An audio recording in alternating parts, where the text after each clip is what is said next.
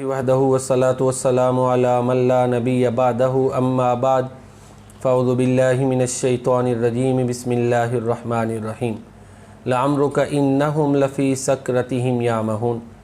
क़ुरान करीम में बहुत से मकामात ऐसे हैं कि जिन पर अल्लाह ताला ने प्यारे नबी करीम सल्लल्लाहु अलैहि वसल्लम से ताल्लुक़ रखने वाली किसी चीज़ की कसम खाई है या आपसे मुताल्लिक़ जो ताल्लुकात हैं, रिश्ते नाते हैं, उनकी कसम खाई है।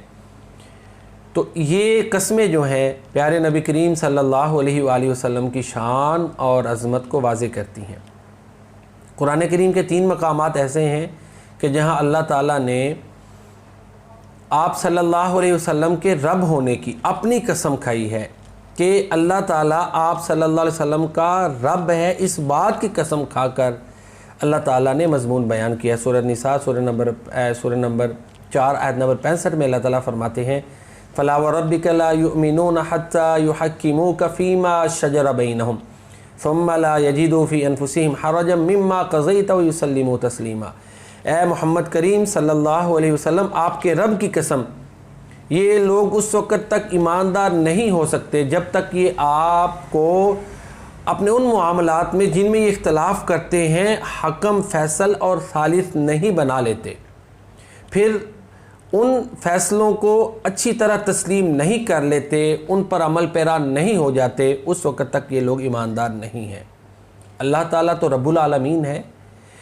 तो ख़ास तौर पर अल्लाह ताला का इन अल्फाज के साथ कसम खाना कि है मोहम्मद सल्लल्लाहु अलैहि वसल्लम आपके रब की कसम, ये आप सल्लल्लाहु अलैहि वसल्लम की शान को वाज़े करता है। दूसरा मकाम सूरह हिजर है, आयत नंबर 92 और 93, 2 आयात हैं, और सूरह नंबर 15 है। अल्लाह ताला फरमाते हैं फ़वरब्बिका लनसअलन्नहुम अजमईन अम्मा कानू यामलून।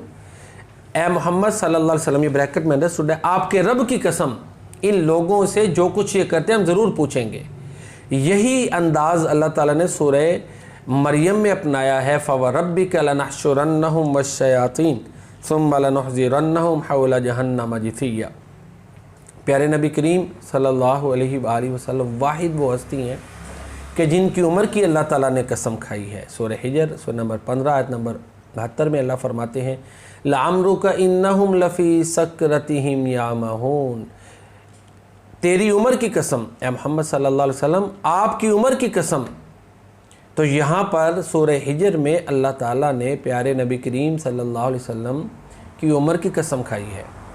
और इसी तरह प्यारे नबी करीम सल्लल्लाहु अलैहि वसल्लम की रसालत के इस बात के लिए अल्लाह ताला ने कुरान करीम की कसम खाई है। ये भी अज़मत शान को वाज़े करता है। देखें ना, एक मज़मून ऐसा हो कि जिसको इनकार करने वाला माने ही ना, अगर गैर अहम हो तो हम छोड़ देते हैं, चलो जी नहीं मानता तो रहने दो। अगर वो मज़मून अहम हो, अज़ीमुश्शान हो, तो फिर उसको मनवाने के लिए कस्में खाई जाती हैं, गवाह लाए जाते हैं।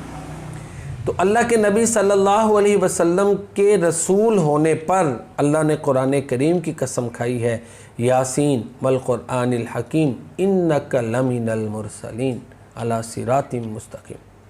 इसी तरह अल्लाह ताला ने प्यारे नबी करीम सल्लल्लाहु अलैहि वसल्लम जो हैं उनके अखलाक़ हसना पर फायज़ होने के लिए, उनके लिए बे इंतहा अजर के इस बात के लिए और इस बात के लिए कि आप माज़अल्लाह मजनून नहीं हैं, इन तीनों चीज़ों को साबित करने के लिए अल्लाह ताला ने 2 कस्में खाई हैं सूरह कलम में, नून वल क़लमी व मा यस्तुरून मा अंत बिनिअमति रब्बिका बिमजनून व इन्न लका लअजरन गैर ममनून व इन्नका लअला खुलुक़िन अज़ीम। नून ये तो हुरूफ़ मुक़त्तआत में से हर्फ है, इसके मानी अल्लाह ताला बेहतर जानते हैं। कलम और उस चीज़ की जो वो लिखते हैं कसम, 2 चीज़ों की कसम खाई अल्लाह ताला ने। फिर फरमाया मा अंत बिनिअमति रब्बिका बिमजनून। ए नबी करीम सल्लल्लाहु अलैहि वसल्लम, अपने रब की नेमत की बदौलत आप मजनून नहीं हैं। प्यारे नबी करीम सल्लल्लाहु अलैहि वसल्लम अक़ल की मुंतहा पर फाइज़ थे, लेकिन जब आपने एक अल्लाह की इबादत की दावत दी और मुशरिकीन मक्का को कहा कि बुतों की पूजा छोड़ दो, जिनको तुम अपने हाथों से बनाते हो उनकी पूजा छोड़ दो, तो फिर انہوں نے آپ صلی اللہ علیہ وسلم کی بات کو ماننے کی بجائے الٹا آپ کے خلاف پروپیگنڈا شروع کر دیا۔ اس کی ایک وجہ بھی تھی، وجہ یہ تھی کہ شیاطین اور جنات ان بتوں کے ساتھ منسلک ہوتے تھے۔ ہود علیہ السلام نے جب اپنی قوم کو دعوت دی تھی نا، تو قوم والوں نے کہا تھا کہ ہمیں ڈر ہے کہیں ہمارا کوئی معبود تمہیں نقصان نہ پہنچا دے۔ قالوا یا ہود ما جئتنا ببینۃ وما نحن بتارکی آلہتنا عن قولک وما نحن لک بمؤمنین ان نقول الا تراک بعض آلہتنا بسوء۔ دیوی عزا جو تھی اس کے پاس شیاطین تھے، تو اس طرح جب محمد کریم صلی اللہ علیہ وسلم نے، ہمارے پیارے نبی کریم صلی اللہ علیہ وسلم نے ان کو ایک اللہ کی عبادت کی دعوت دی تو وہ ماننے کے لیے تیار نہیں تھے، بلکہ کئی قسم کے پروپیگنڈے، کہیں آپ کو ساحر کہتے، کہیں کاہن کہتے، کہیں معاذ اللہ مجنون کہتے، کہیں شاعر کہتے۔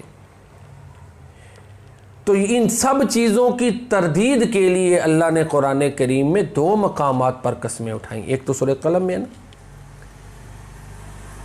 ما انت بنعمت ربک بمجنون، اور یہی مضمون اللہ تعالیٰ نے سورہ تکویر میں بھی بیان کیا قسمیں اٹھا کے، فلا اقسم بالخنس الجوار الکنس واللیل اذا عسعس والصبح اذا تنفس انہ لقول رسول کریم ذی قوت عند ذی العرش مکین مطاع ثم امین وما صاحبکم بمجنون۔ وہاں پر بھی کئی چیزیں بیان کی اور ساتھ یہ بھی کہا کہ تمہارے صاحب مجنون نہیں ہیں۔